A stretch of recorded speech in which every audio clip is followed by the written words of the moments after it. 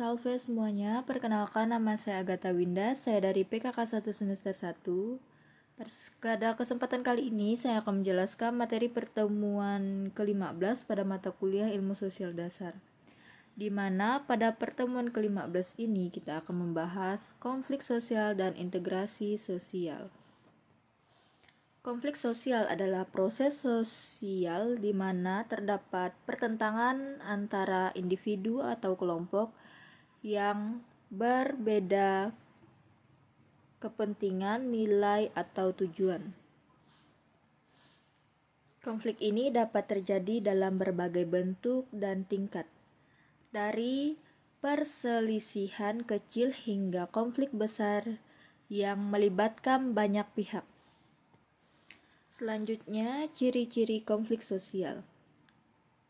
Ada perbedaan kepentingan. Konflik sering muncul karena perbedaan kepentingan ekonomi, politik, sosial, atau budaya. Melibatkan pihak-pihak yang bertentangan.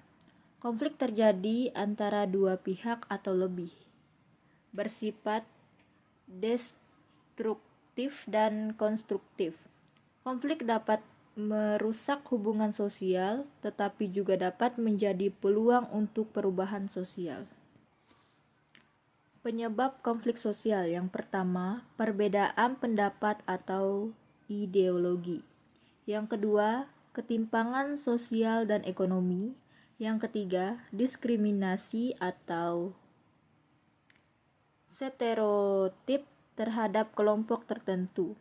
Yang keempat, perebutan sumber daya yang terbatas. Yang kelima, kesalahpahaman atau komunikasi yang buruk. Dampak konflik sosial. Yang pertama, dampak negatif. Kehancuran hubungan sosial, kerusakan fisik, kehilangan nyawa atau ketidakstabilan sosial. Yang kedua, positif. Memunculkan solusi baru, perubahan sosial, dan integrasi masyarakat setelah konflik selesai. Selanjutnya, integrasi sosial.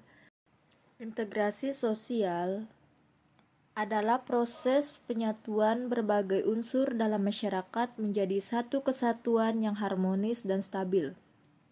Integrasi terjadi ketika anggota masyarakat menerima norma, nilai, dan aturan yang sama, meskipun memiliki perbedaan latar belakang. Selanjutnya, ciri-ciri integrasi sosial. Yang pertama, terdapat rasa saling menghormati dan toleransi. Yang kedua, adanya kesepakatan bersama tentang nilai dan norma. Yang ketiga, masyarakat hidup berdampingan secara damai. Faktor pendukung integrasi sosial. Yang pertama, kesadaran akan kepentingannya persatuan. Yang kedua, adanya komunikasi yang baik antar individu dan kelompok. Yang ketiga, kesamaan tujuan atau visi. Yang keempat, sistem hukum yang adil dan diterima oleh semua pihak. Tantangan integrasi sosial. Yang pertama, keberagaman budaya, bahasa, dan agama. Yang kedua, diskriminasi dan prasangka. Dampak integrasi sosial. Yang pertama, meningkatkan solidaritas masyarakat. Yang kedua, menciptakan stabilitas sosial. Yang ketiga, membantu penyelesaian konflik dengan cara damai. Hubungan konflik sosial dan integrasi sosial. Kedua, konsep ini saling berkaitan.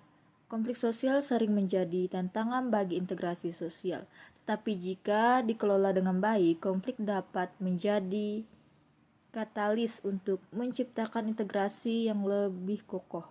Sebaliknya, integrasi sosial yang berhasil dapat mencegah konflik atau meminimalkan dampaknya. Proses ini membutuhkan pendekatan yang inklusif, dialog, dan kerjasama antar kelompok dan masyarakat.